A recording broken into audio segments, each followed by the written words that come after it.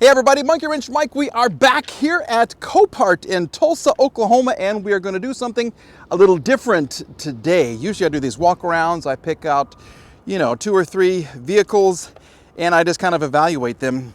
We are going to do some comparison shopping this time because we are looking at mini SUVs. It's the battle of the little SUVs coming up right here on Monkey Wrench Mike.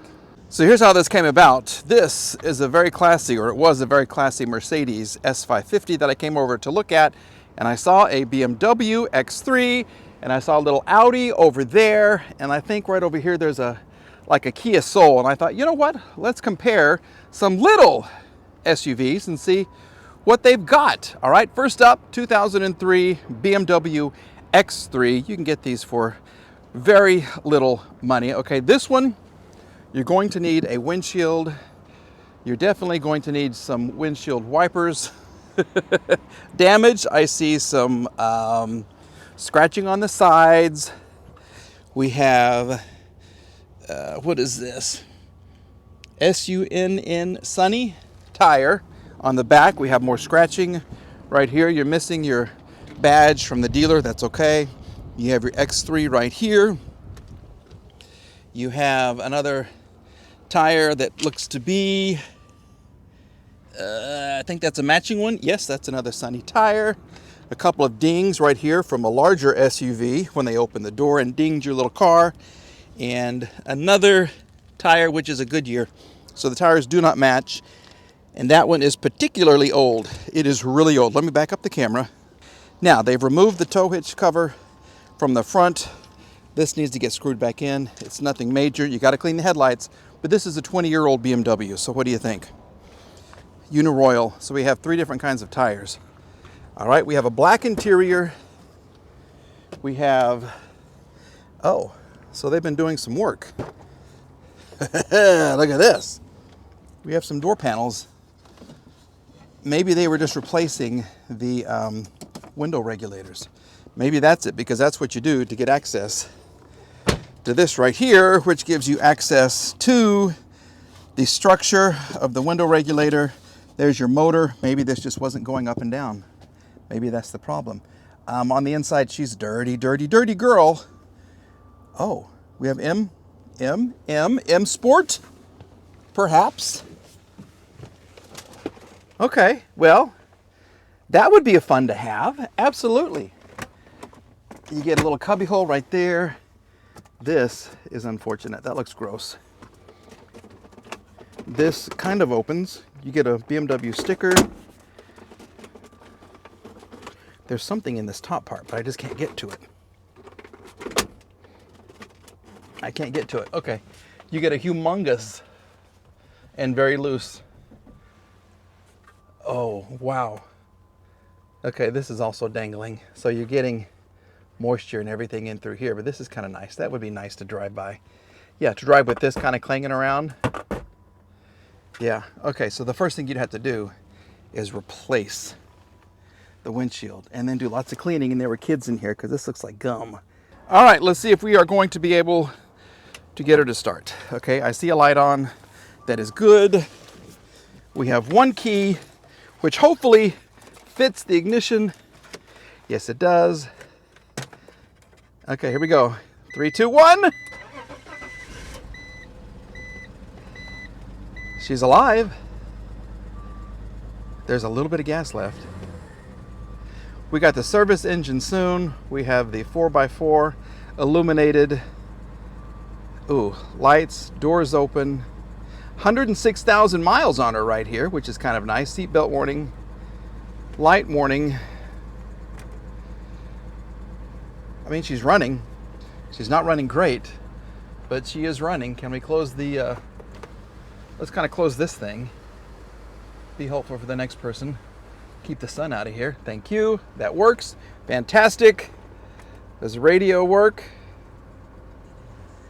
Fall in love. Fall in love. Yes, I'm falling in love with this car. No, not really. Okay, these have lots of issues, but this one runs and drives. Let's see what the engine looks like with her running. Okay, so she is running, but we are missing a cover right there. This is just kind of flopping around right here, which is fantastic. And you get an oxygen sensor box. So they have replaced the oxygen sensor. She's not knocking or anything, but she's not running the greatest. So I'm going to guess some fresh fuel, maybe some spark plugs, and she'd be great. The coils look like they're okay. I don't know where this piece is. Maybe, well, it's right here. No, this goes there, and there's another piece that should be right here. And the part that goes across your hood right there, I think, is missing as well. So, 2003 BMW, which does run, which is nice, but let's compare this to the Audi and see how she stands up. Here she is, 2013 Audi Q5, little SUV. They have the Q3, it's a little smaller. This is the Q5, mid-range right here. Kind of mid-year, they redesigned this, I think, in 2009 and then in 2018, maybe. So this is one of the mid-range vehicles, 2.0 turbo quattro, four-wheel drive. If you are interested in the Audi Q5, you got to watch out for a couple of things. That would include suspension, electrical, and there are some engine issues with this as well. This car has some issues on the front, okay? And all that other information is based on Consumer Reports. But we kind of bumped into something right here. There is some damage right here.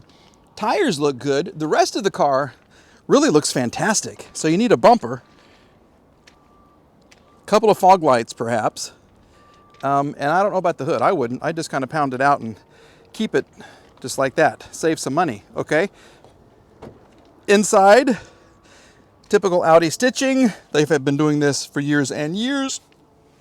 It's a nice place to be. And once again, look at the sunroof.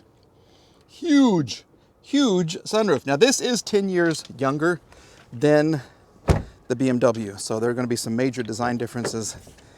And probably the way that it runs is going to be different too. We have power, which is fantastic. This is a typical Audi shaped shift knob. I like this. This is really cool. Okay, so we do have push button start. Here we go. Come on. There you go. When stationary, apply brake pedal while selecting gear. Will do. We have your navigation right here. Turn off ignition before leaving car. Discharging battery.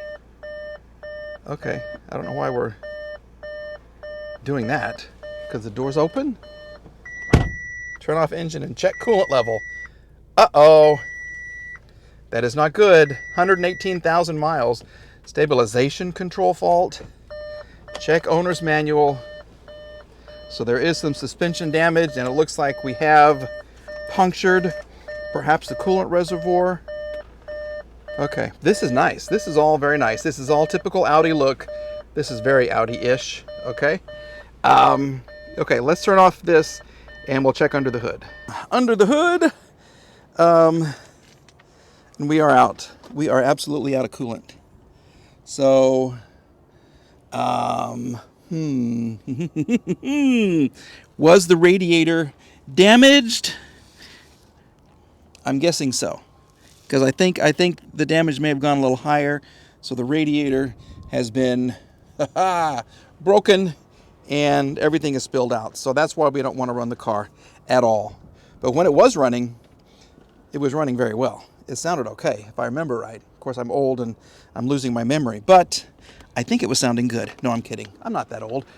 Well, okay, maybe I am kind of old, but this sounded good. It really did. I think it's a good looking SUV. And once again, it's got that huge sunroof, which is really nice, and matching tires. So this definitely would be an easy fix, I think, and you'd end up with a car that was much nicer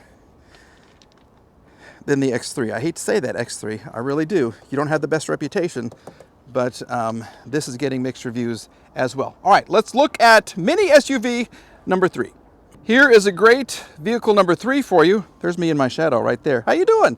Okay, 2012 GMC Terrain. And once again, I have not reviewed one of these yet.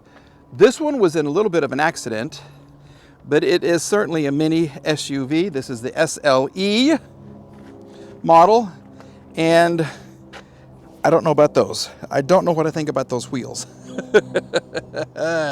Those are some wheels right there, absolutely. There is some scuffing, there are some little scratches and everything here and there. But those are certainly some wheels. And the tires, you definitely need some tires. So she had a frontal impact, a frontal lobotomy, but it doesn't look to be too severe. You'll need this part of your bumper. You're going to need your fender and your headlight. I don't think this structure was pushed in too much. The damage well, there are some paint issues here, but I think everything went inside through here. And these are little minor pieces that hold the fender on right there, so they absorbed, hopefully, most of the impact. We'll see if we can get the hood open. But if you like the GMC Terrain, I think they redesigned it in 2010, and they still have some issues. Engine major, engine minor, the fuel system, and the electronics, and the exhaust. For some reason, people have had some issues with the exhaust. Let's see what kind of pieces we have on the inside of here.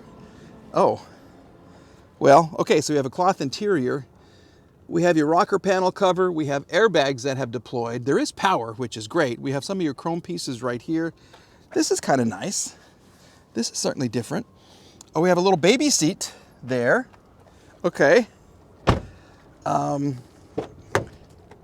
See over here. Well, okay, so maybe see how this is missing some paint as well. So you'll need to get another fender over here. So this is, well, this is more involved than I thought. I should have reviewed a different one, maybe.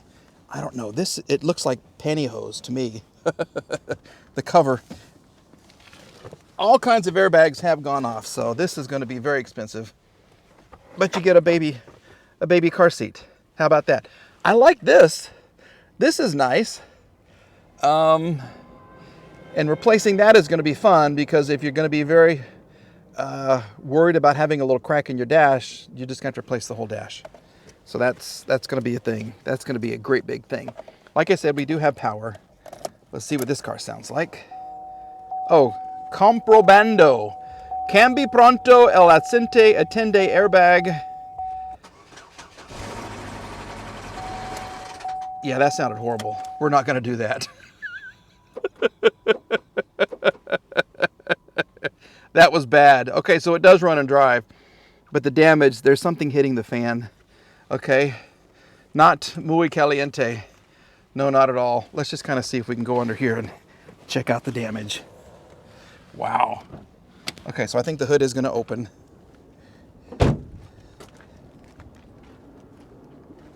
Let's just kind of see how bad it is.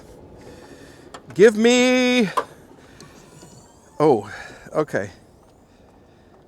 So the hood strut does work, but is the fan pushed back into anything? The fan may be broken.